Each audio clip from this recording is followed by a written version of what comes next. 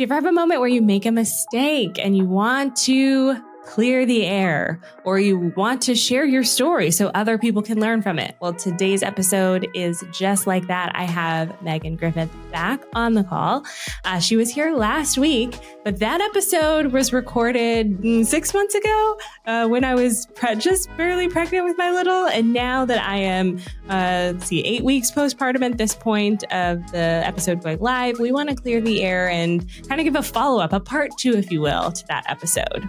Before we get into it, this episode is sponsored by Riverside, which is the all-in-one podcasting tool we now use for our show. And y'all, they feel super luxurious. Riverside is the all-in-one podcasting and video platform that gives you studio quality recordings right inside your browser. And y'all, it's super intuitive and easy to use. Once your recording is done, you'll be able to automatically download separate audio and video tracks and edit it all within a few clicks. It's really very easy. So head over to Riverside and you'll get 15% off. That's 15% off using my code DREA, D-R-E-A, at checkout. But y'all, it's free to get started. So click the link in the show notes and get started today. So Megan, welcome back. I'm excited to have you back. I'm excited to be back. Thank you. Yes. And thank you for reaching out and saying, hey, so update. So let's start at the beginning. Like rewind 6 months ago. What happened? Okay, absolutely. So basically, my name is Megan Griffith. I was creating on TikTok for about 3 years, and TikTok was my main platform as a business owner.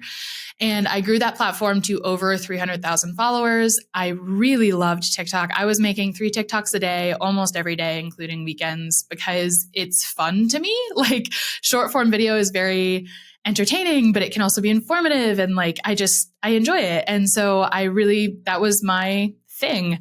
And then I think a lot of things came together to create a lot of problems.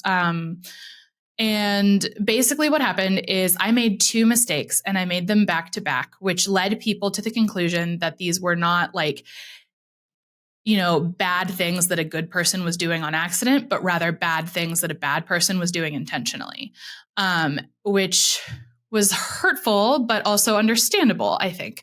So the first thing was I led a discussion that I was not qualified to lead at all. And that discussion, so I create content primarily around neurodivergence, but especially around autism and ADHD, because those are my diagnoses. And I started talking about whether autism was a disorder or a disability. And I have very firm opinions on this, but I did not present these TikToks as my opinion. I presented them as facts, and people who disagreed with me were like kind of stupid, which looking back is just embarrassing. And really rude. I was very condescending, and I really dismissed people who in the autistic community are already constantly dismissed. I piled on to people who were already like systemically silenced, people with higher support needs, autistic people of color, like just people really disagreed with me, and I didn't take it well. I didn't handle it well at all. I didn't handle it gracefully, and I definitely didn't handle it with grace for anyone else. Yeah. So at what point in the timeline is this? So I know we have like a 6-7 month gap from when we last recorded. Right. So was this happened pretty, like what month did this happen in? I think January. Okay. So earlier this year. Mm-hmm. And so you recorded the video and then the pitchforks came out and then you responded like what you said, you responded like in a not great way. Give me an example of what that was. Well, I responded in the comments to some people basically saying like, because a lot of the pushback was saying that we need autism to be classified as a disorder in order to get the supports that we need. And we have higher support needs than you. And so we understand this better than you do. So you should listen. And I basically said something along the lines of like, we need to think bigger than that. Like, I understand the like literal systemic issues right now, but like, I'm talking more philosophically, and people are like, with respect, fuck your philosophy. This is my life. And like, I didn't listen to that.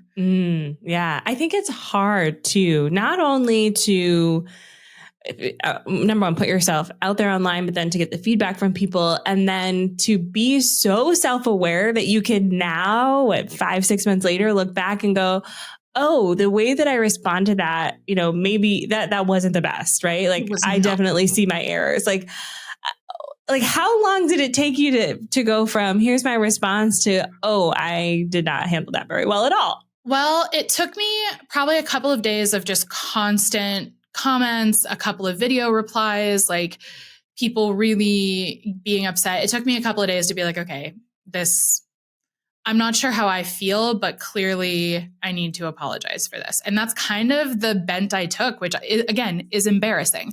It wasn't a realization I had done something wrong. It was a realization that people thought I was wrong and I should probably apologize in order to at least make other people feel seen and heard, but not because I thought they were right.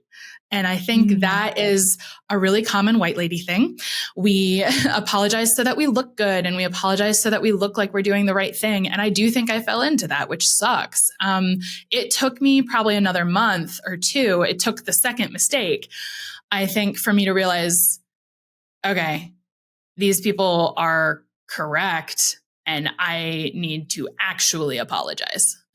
Yeah. Do you think that the internet, I feel like this is such a big question, but I think sometimes the internet psyche, like where we are, is we feel obligated to speak on things immediately because our silence will then start speaking for us if we don't. Did you feel that in the moment? I think so. I felt some of that like pressure to respond but I think I created the problem for myself. I don't think it was pressure other people put on me. I think by responding so poorly and so condescendingly, I created like, okay, now you really have to apologize because you were a jerk. And so I do think that was sort of a mess of my own making. I wouldn't necessarily blame the internet in this particular case, but I do think that what you're talking about, like at large, is totally a problem. Like creators are expected to constantly be in the know right away, responding right away. And that like this urgency culture is like not super helpful, I think. Now, I think long-term silence on important issues is a different thing, but like if it happened 2 days ago, like give people a minute to breathe maybe. Yeah. Cause this is a matter of days, which I could not handle. I would be a hot mess. Like if anyone says anything mean to me, I would be in bed crying. So over the course of a few days, you create this video, you get the feedback, you handle it poorly. Then what happens?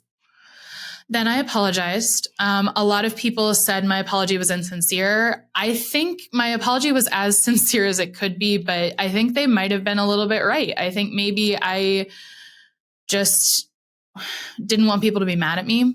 And that's not a good reason to apologize. And that apology doesn't feel very sincere. So I think maybe those people were right. At the time, I really resented them. I was like, what more do you want me to do? Like I did what you wanted, but that's exactly the point, right? I just did what they wanted. I didn't reflect and like think about my actions. And so I think those people were right on, which is hard. But so that happened. And then I think it was maybe a week or 2 weeks later, I woke up at 6 a.m. and did not have this idea. But by 6 p.m., I had a fully fleshed neurodivergent coach course certification ready to go. And I was promoting it and I had sales by like 6 p.m. So this is a month after the video. Okay. Not a month. I think it was like maybe a week or two. It wasn't a full month for sure. So it was pretty close back to back. Yeah. I had this idea. Somebody asked me, how did you become a coach? And I was like, it's really like not super duper complicated the way that I became a coach anyway. Like I could teach people this. And so I was like, I'll just put together a course and I'll have like an optional add-on to do coaching with me so I can like coach people through the process. And it felt very much like, looking back, it was very much an ADHD, like hyper-focus thing. I just got the idea and I just got sunk into it. And I didn't look up until it was way too late. And there were hundreds of videos on TikTok about me, hundreds of videos. Basically saying I was a charlatan, I was a snake oil salesman, I was a pyramid scheme, I was abusing the disabled community by charging them money to do what I do, which is just, bullshit. Basically, everybody was saying coaching is nonsense. And This one was hard because I feel like some of the feedback was valid and some of it wasn't. And so I had to kind of sift through that a little bit. Because, okay, here were people's main complaints. Let me go over that. Yeah. Main complaint number one was the use of the term neurodivergent life coach. Because the term neurodivergent is a very broad term. It is meant to be as inclusive as possible. So it includes everything from ADHD and autism to Alzheimer's, to epilepsy, to tic disorders. I am not qualified to work with people with Alzheimer's at all. And so the idea that I could teach someone, what if they wanted to be a neurodivergent coach in the realm of Tourette's? I couldn't teach them anything. Yeah. And so that language, and this is a very common problem in the neurodivergent community, language is fuzzy. And a lot of people, myself included, have misused it in a way that leads it to be even fuzzier, like needlessly. So that was problem number one. Problem number two was my use of the word certification. Life coaching is an unregulated industry, which means it was perfectly legal for me to call it a certification. But the question was it ethical? And I think the answer is probably no, because I don't have a coaching certification from the International Federation of Coaching, the IFS. I don't. And I'm not part of the IFS, which granted, they're not a regulatory body, but they are kind of the bigwig, you know? Yeah. When you see certification, I think most people assume it's IFS certified. And I wasn't. And this program I was creating wasn't. And so that was really misleading and was a bad choice. So I think those were two of the main issues. I think if we're going to go with a third issue, people just didn't like the idea of life coaches at all. And that's the one I kind of had to sift through. Yeah. And it's at a time too where the life coaching industry is getting a giant magnifying glass on it. I know that because a lot of my clients are life coaches. And so you have this perfect storm of you've got negative attention from situation mistake number one, which is in and of itself already a challenge. And then you amplified it by launching this course certification. So with these hundreds of videos coming out the same time that you have the certification coming out, what did you do? Did you move forward with it, or what were your next steps? I think I saw a couple of the comments. I saw a couple of the videos, and I thought this is going to blow over because you can't do anything on the internet without someone being mad at you. So you can't listen to every person who's upset. And then people I knew, people who had direct access to me through email, through Messenger, through all kinds of stuff, they were choosing not to message me and they were making videos about me instead. And I think that was like the wake-up call. It was like, oh, I have offended these people so deeply.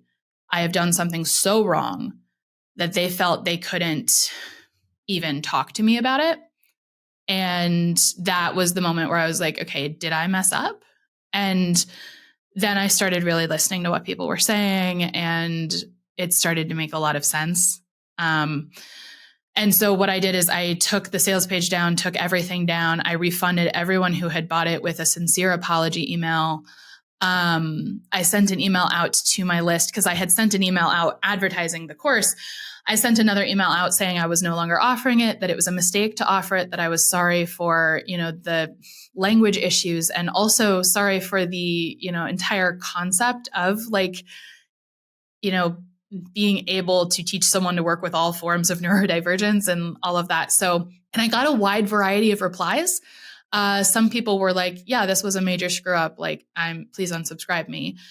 Other people were like, no, I really want the course. Like, I don't care. Let me buy it. And I had to tell them no, because I have to be consistent and ethical in how I'm doing this. And then I had other people who were like, this kind of rubbed me the wrong way, but I'm really glad you apologized. So I got a whole host of responses via email, but it seemed like TikTok primarily was, it was kind of over for me there. Yeah. Over how? Like, you're done with the platform? Yeah, I haven't created on there too much since. I created an apology video where I basically said, hey, I've made a lot of mistakes back to back recently, really close to each other. I need to look at why this is happening. Has this always been happening and I'm just now getting called on it? Or has something changed? I need to figure this out. And so I took an entire month off of creating content. I didn't make a TikTok. I didn't make anything. I did post on Instagram once or twice to promote a bundle I had agreed to promote, but that was it for a full month. And how did you feel during that month? Like, what thoughts were bouncing around in your head? Oh, horrible. That whole month was really hard. I mean, I felt bad for misleading people. I think I felt a lot of guilt. I also felt a lot of shame. I had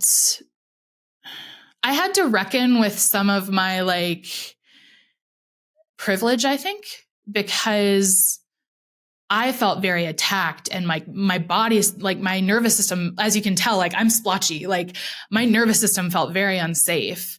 And I had to reckon with the fact that like I wasn't unsafe, that these people, most of whom were not attacking me.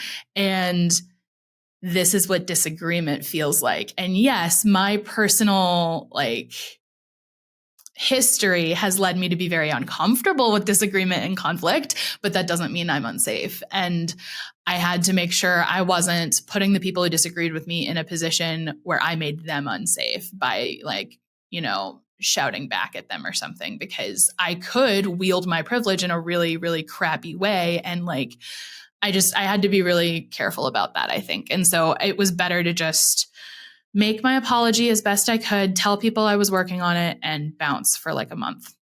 Oh my gosh. I think this is such a, like, it shows your strength in that moment because, and I know it doesn't feel like that probably. Like, I know you probably still feel pretty shitty about it, but like when I like listening to this story, I think there are so many people who choose not to do that. And this is what I mean about like the internet, like pile of poo that can happen where it just keeps piling and piling up.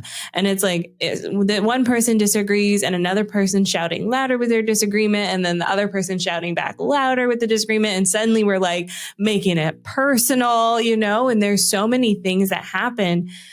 We see this a lot with like just cancel culture in general, where there's not space to breathe and to process. And it feels like mistakes can't actually be like, you can't go through the process of fixing it. It's like you have to immediately know exactly what to say. Don't you dare get a word wrong. Otherwise the pitchforks are coming out and we're coming after you even more. And so even though, in your words, you said, I made a mistake, I didn't approach this the right way. Even despite all of that, like taking the month off, taking the time to like process it, and then even going, hey, can I come back on this podcast to like talk about the experience, I think shows a level of strength that not a lot of people would be able to go through. So after you took your month off, so timeline wise, you're like January, the situation happened. Let's say February, you launched a course and you take a month off. It's March now. Mm-hmm.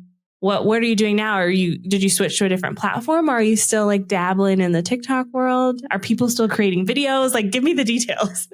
So the apology video I made before I left, I turned off comments and shares and stuff. I was like, this is just me saying my piece.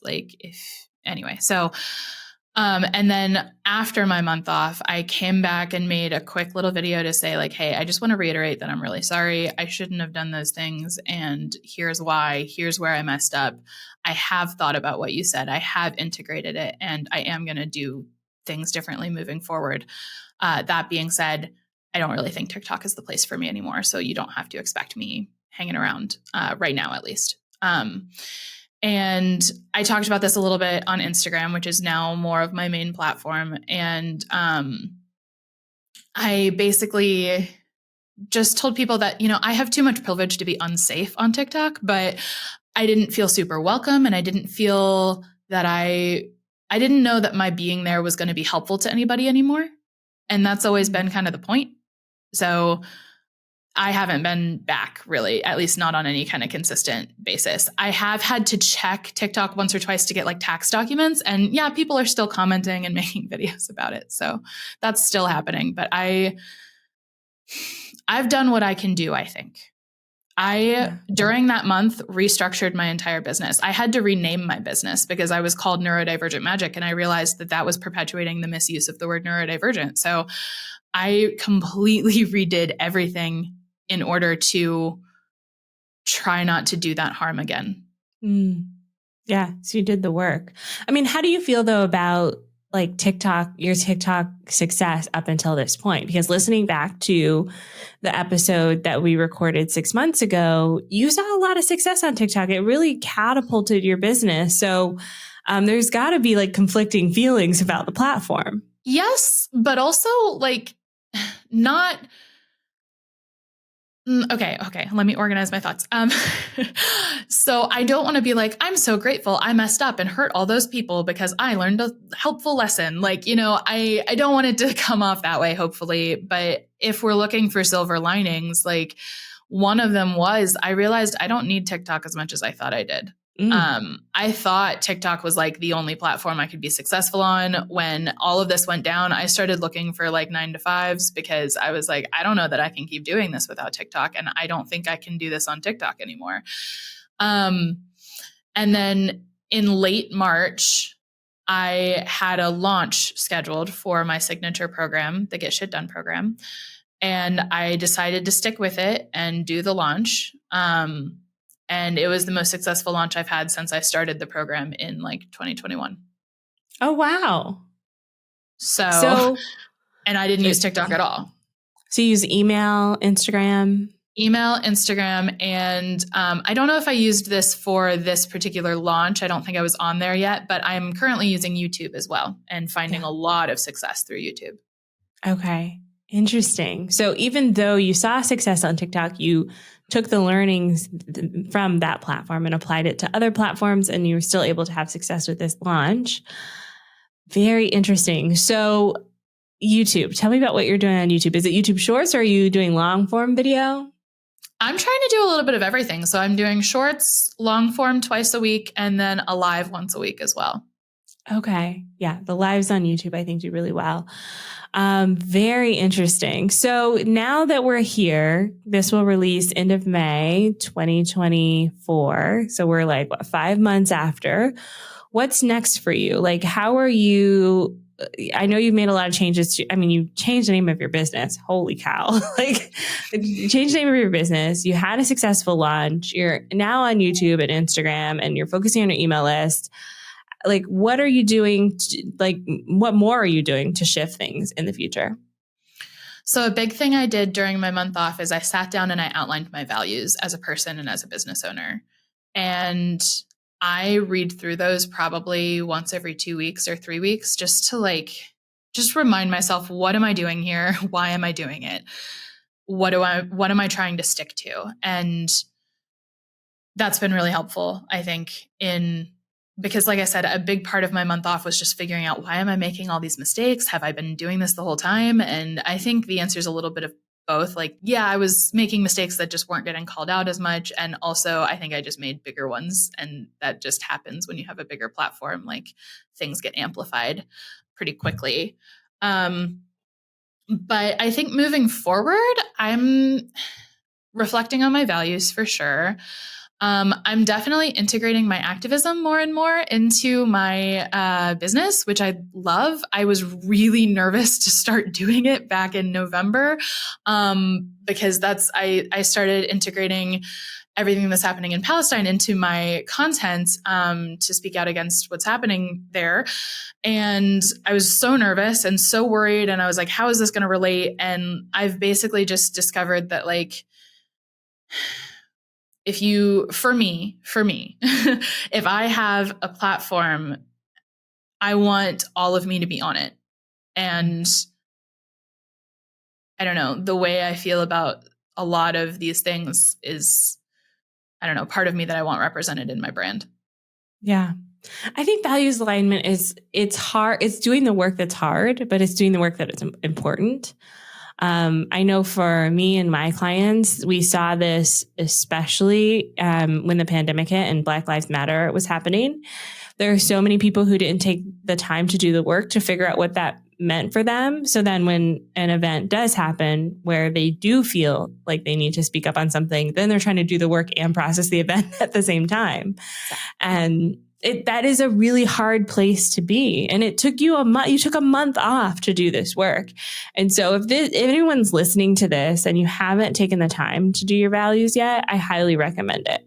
And take a look at it regularly. We just added a value this year to our business. That's the spirit of collaboration, because we were getting a lot of pushback from our clients about certain topics, like Palestine, for instance, and they would completely shut down the conversation before we could even have it. And so we were like, no, like we need to talk about what this means as a business, even if we're not posting about it on social media, that's fine. But all of our clients need to understand, what does this mean for you, your business? How does it impact you, your clients? Like if you can't answer those questions, then as the world is changing around us, it's going to be so hard to like make a PR statement like when the time comes, because you have nothing to make it off of. So I love that you did that for you. And it helps to have this integrated approach no matter what happens in the future, because life will happen. And then you can attract people into your world who also stand for and stand against the things that you do as well. Yeah, I think that's been a really big thing recently. And it's been scary, I guess, because I've always been more of a people pleaser. But then internally, I just get really angry at everybody for not agreeing with me. But it's like, but you're doing the people pleasing, like you're creating this problem. So I'm unlearning some of that. And it's definitely tricky, but very, very worth it for sure. Yeah. Do you think that being someone who speaks up against or for certain topics makes you more susceptible to get criticism and feedback from community? Yes and no. Like I said before, I think people get mad at anything on the internet. So not necessarily, but I think there are certain topics that are probably more charged, like everything in Palestine, like Roe v. Wade a couple of summers ago. Like, there's a lot of things that are just more charged. Often because they have to do with human rights. And so people who, so anyway, trying to organize my thoughts. But I think it does invite some more criticism, but I think at the same time, it's usually worth it because it's one of those things where I'm not people pleasing to make someone comfortable. I'm standing up because someone's life is on the line. And to me, that's more important than my own comfort, which I'm often very uncomfortable, or other people's comfort. And so that's been a shift I've had to make recently, is like, what do I value? Do I value comfort or do I value rights? And sometimes they don't always come head to head like that, but sometimes they do. And we got to make a choice. Yeah.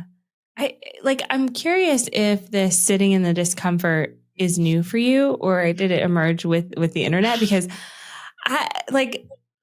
there's this, I'm trying to organize my thoughts too, because the sitting in the discomfort, like it's just, I have to do it so regularly that I don't know what life was like before this moment. And I'm like, well, I don't even know what I was thinking or doing before, but I just kind of like, you have to face it head on and you have to do it. And you grit your teeth and we get through it, because we know that these are human rights issues, or we know that what's on the other side of this, And so, yeah, I'm curious for you if you've had the same experience.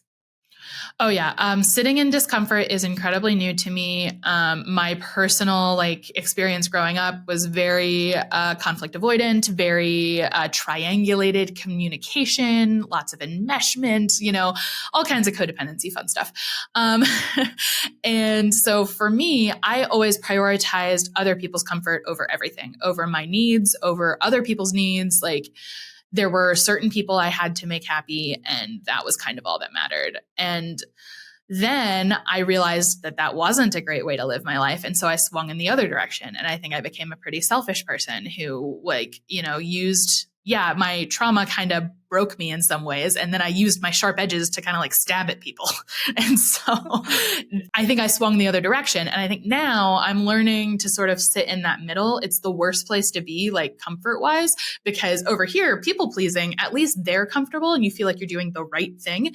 And then over here, at least you're stabbing and getting your aggression out. But in the middle, you're just sitting with it and it's miserable, but it's also so essential. And I think it makes me a better business owner. I think it makes me a better coach, and hopefully it makes me a better daughter, a better wife, a better mom. Yeah. Oh my gosh. Yes. I love all of this and like just out of like solidarity because it's so uncomfortable to be here and the work is necessary.